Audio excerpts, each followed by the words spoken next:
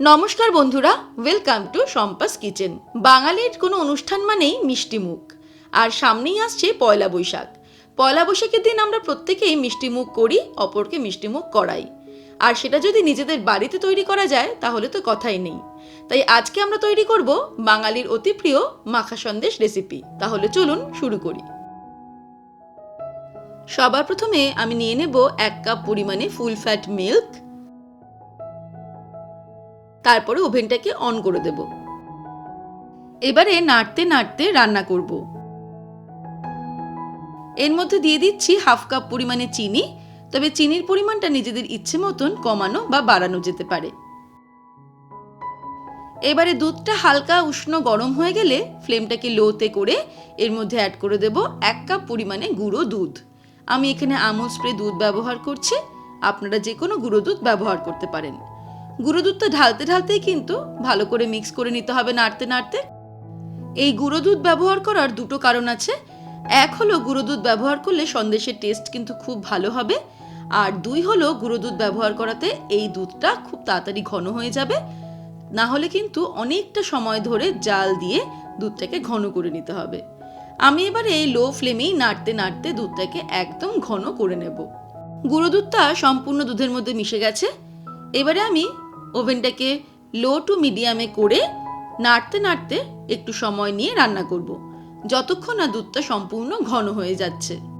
প্রায় 5 মিনিট আমি এটাকে নাড়তে নাড়তে রান্না করলাম। দেখতেই পাচ্ছেন অনেকটা ঘন হয়ে গেছে দুধটা, কিন্তু এটা সম্পূর্ণ ঘন হয়নি, কারণ এটা যতক্ষণ না কড়াই থেকে দলা পাকিয়ে উঠে আসবে ততক্ষণ কিন্তু আমাদের নাড়তে নাড়তে রান্না করেই যেতে হবে। আরও 2-3 মিনিট আমি নাড়তে নাড়তে রান্না করলাম। এখন কিন্তু বেশ খানিকটা ঘন হয়ে এসেছে। এই সময় এর মধ্যে দিয়ে দিচ্ছি 1/4 টিস্পুন এলাচের গুঁড়ো।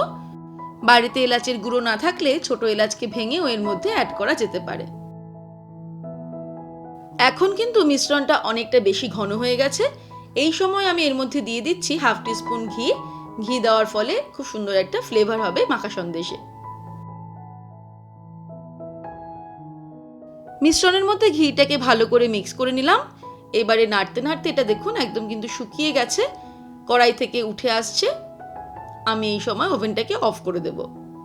একটা ছোট কানা উঁচু স্টিলের বাটি নিয়ে নিয়েছি।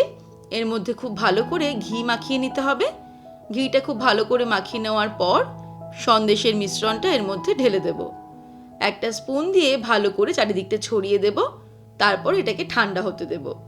মাখা সন্দেশটা ঠান্ডা হয়ে গেলে এবারে একটা থালার ওপরে বাটিটাকে উল্টো করে ট্যাপ করে এটাকে ডিমোল্ড করে নিতে হবে। এই দেখুন মাখা সন্দেশ কিন্তু তৈরি হয়ে গেল। আর এরপরে আমরা যেটা করব সেটা হলো কিছু চেরি কেটে এটাকে ডেকোরেট করে দেব, ঠিক যেমনটা দোকানে সাজানো থাকে। ব্যাস, খুব সহজে তৈরি হয়ে গেল দোকানের প্রিয় লোভনীয় মাখা সন্দেশ রেসিপি।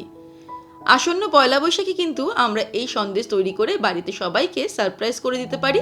দেখবেন বাড়িতে তৈরি করা মাখা সন্দেশ খেয়ে সবাই প্রশংসা করছে।